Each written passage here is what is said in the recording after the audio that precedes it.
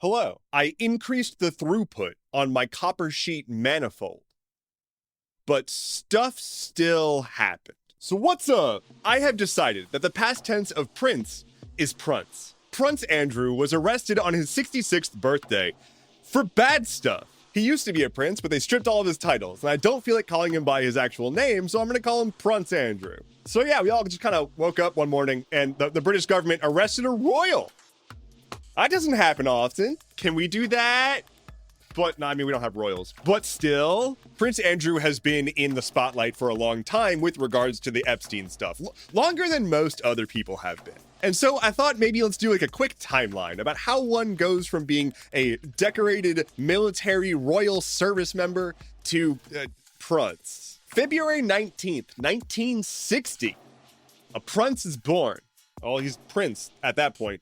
It's Andrew Albert Christian Edward, as white as it gets. Yeah, he got born. He did a good job with that. 1980 to 2000, he was a Royal Navy helicopter boy. He was apparently really good at the helicopters with the Navy. Good job, guy. I don't know much about helicopters. They fly over my fucking house all day. In 1999, he met a cheeky little guy named Jeffrey Epstein. They were set up via a connection through Ghislaine Maxwell. 11 years later, in 2010, Prince Andrew was photographed with Jeffrey Epstein in New York City after Epstein's release from prison. That's the first time that Epstein was in prison. He didn't get out the second time. At least we don't know that. For basically the rest of the 2010s, he was dealing with more allegations and trying to explain why he was spotted with Epstein after Epstein was done serving his jail sentence for the whole child molestation thing. I'm running out of breath because there's too much awful boys doing awful boy things. Sorry, it's been a weird day. It's been a weird day for me. 2019 rolls around and he goes on an interview with BBC where he tries to smooth things over and explain his past and his connections with Jeffrey Epstein. And it was supposed to be a PR move to settle everything up.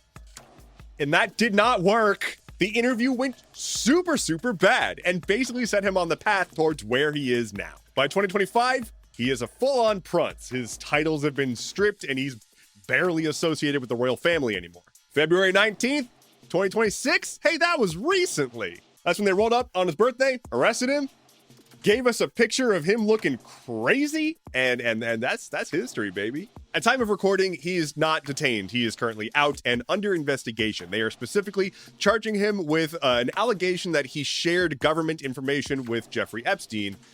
That's I guess they got Al Capone on taxes. I have decided that the past tense of tariff is no shit, Sherlock. The United States Supreme Court has struck down Donald Trump's signature tariffs. And it's a mess. But don't take my word for it. That's a quote from Brett Kavanaugh in his dissent. He wanted to keep the tariffs because the refunds would be a mess. That's right, 175 billion US dollar dues are currently available for refund. This is not a thing that's going to happen automatically. That'd be too convenient. Let's back up. What the hell is going on? That's a good question. Just sort of in general. Last year, Donald Trump had Liberation Day, where he put tariffs on basically every country in the world. Now, the Supreme Court said that the way he did that was unconstitutional and he can't put tariffs on every country in the world. And so he responded by finding another way to try to put tariffs on every country in the world. After the Supreme Court decision came out, he went and did a press conference where he was fucking mad. Anyway, he was like, oh, nah, dog, there's another law that I'm going to use that lets me put a 15% tariff on every country in the world. Notably, the thing that he wants to use has never been used before, but it also has limitations. It can only go on for 150 days until Congress would have to actually get involved and approve of the tariffs, which is a thing that Congress does. Congress controls tariffs. They're the tax ones. They do that. But Trump seems to still very strongly believe that's not the case. He also seems to still think that tariffs are how we're going to fix everything. And that's not the case either. To the best of my knowledge, this is where things stand right now. There's a big old pool of money that companies can request refunds from. We have no idea what that process will look like. This is very, very unprecedented. It will be a mess. All the while, in a couple of days, there were supposed to be more tariffs coming out where we're going to have to see what happens there with this temporary tariff thing. It really comes down to, will the Republicans ever tell Trump to fucking stop? Because beyond the fact that US citizens are the ones that are paying for the tariffs, It's not good for our trade partners who are like constantly dealing with this shit. It's a pretty great way to tell other countries like, hey, doing business with us is more effort than it's worth. All of the tariffs that Trump has been making are all built on the back of a national emergency declaration. I don't think most people even remember that. He claimed that there's a national emergency that gave him the power to put all these tariffs out. I don't think a national emergency merits setting up fanfare for a fake holiday to fulfill one of your campaign promises. I feel like a national emergency is more like, I don't know, what we're doing to Cuba. What are we doing to Cuba? We'll get to that in just one moment. I also just want to say that Trump has this week announced that the United States will be giving a $10 billion donation to his Board of Peace. That's right, the Board of Peace, which is a venture by Trump as an independent organization to contrast the UN. It also gives him total veto authority in perpetuity, even like after he's no longer the president. It's a farce. It's a fucking farce. It's a scam. Like, you have to pay $1 billion as a country to permanently join.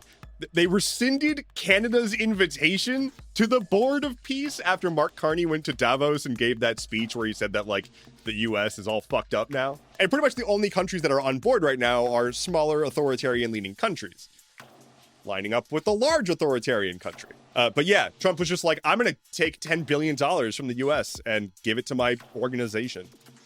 Because I can. Side note, he can't if we stop him. Let's talk Cuba. Cuba is currently experiencing a man-made humanitarian crisis at the hands of the United States. Obviously, the US and Cuba have a long-running and very rocky relationship, but over the past few years, we've been blockading oil into the island, and after we just randomly usurped Venezuela, we've stopped basically all oil shipments to Cuba. So right now, Cuba is operating with essentially no oil incoming.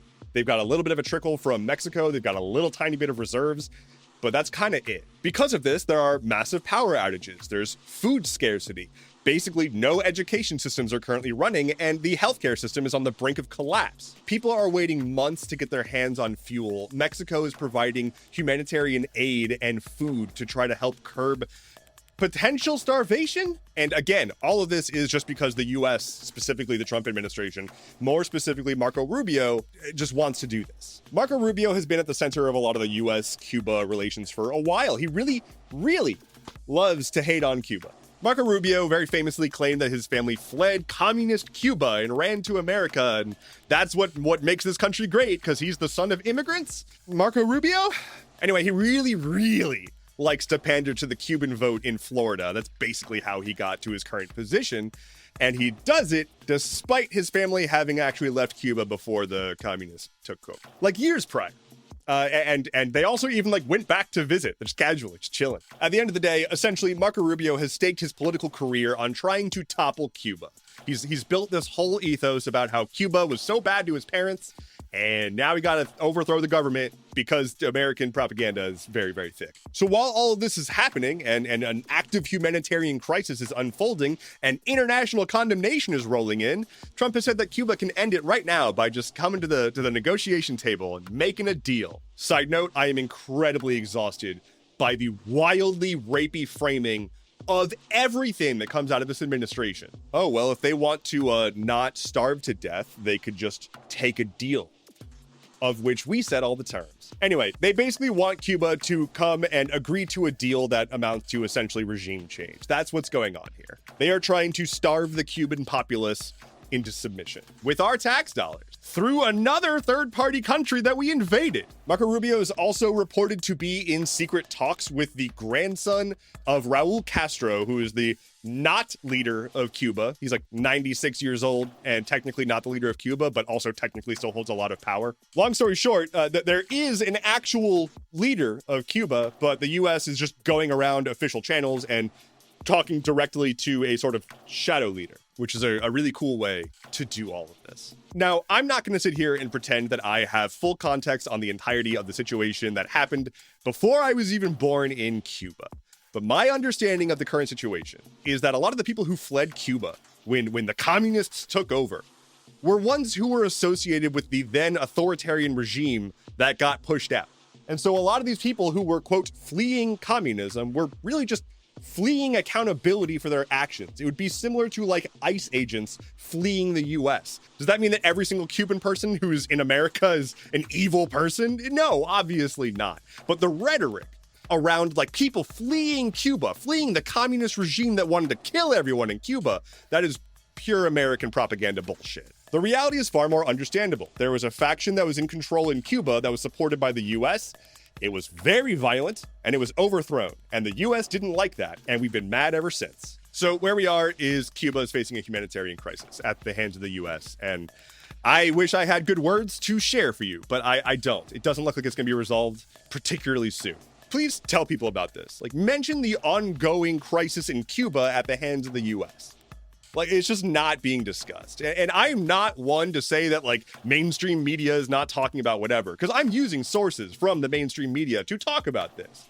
But most people that I've chatted with, even those who are usually pretty tuned in, just seem to not know this is happening. I don't think that this story is being truly hidden. But I do think that this story is not one that people really want to focus on, especially stateside, because it's pretty cut and dry fucked up on our part. Hi, if you like what I do here and you want to support me and help me keep on doing it, I would really appreciate that. You can head to isupport.dev and find links to my Patreon, my Ko-Fi, my merch store, all sorts of stuff, different ways that you can help me out. Thank you so much for being here. Don't forget to like share this, follow or subscribe, whatever the action is. However you're consuming this. Let's move on. TikTok. On the clock. The European Commission would like a word with TikTok after having a word with Twitter recently. So you might recall that the EU recently slapped a fine on Twitter for doing a bunch of Twitter things. Now they're going to slap a fine on TikTok for doing TikTok things. Let's back up. Okay, what's actually going on? All right, so the EU has this like Digital Services Act that basically is like, hey, if you're going to run a social network, don't be awful. Unfortunately for Elon Musk, that's not a possibility for him. And the EU has already sent him a warning and then a fine over a bunch of bullshit that he's done. But currently, the EU is warning TikTok that a fine might happen in the future unless something changes. Essentially, they allege that TikTok is designed to be addictive, and they cite the infinite scrolling feed, the notification system, the lack of meaningful screen time management. So basically they said you have to make your app less addictive, especially for vulnerable people like minors, or we're going to fine you up to 6% of your annual take. It remains to be seen how TikTok is going to respond, but I will say that the letter from the EU includes a few suggested remediations, one of which is to get rid of the infinite scrolling feed, which would essentially end TikTok. To be clear, that's not a requirement, that's a suggestion, but the idea of suggesting that TikTok no longer has the For You page is tantamount to saying they should just delete the app. So we'll see. Lightning round. After having just acquired them in 2021, Sony is shutting down Bluepoint Games, who was known for making a bunch of really high quality remakes recently. That sucks. They're a very talented studio. The US will be removing all remaining troops from Syria after having been there for over a decade. Some guy tried to rush into Trump's Mar-a-Lago resort in Florida. He had a shotgun and a gas canister. He did not make it very far. And finally for today, a guy in Italy seems to have trained his dog to illegally dump trash on the side of the road so that he wouldn't get caught doing it. Now, that's impressive. It's also bad. Don't litter. And also, I feel like that would take more effort than just taking out the trash. Thank you so much for listening to today's episode of Stuff Keeps Happening. Head to skh.news for sources, bonus content, and instructions on how to train your dog to bring trash to that specific location. My name is Endeavorance. We'll talk again soon. Take care and be well.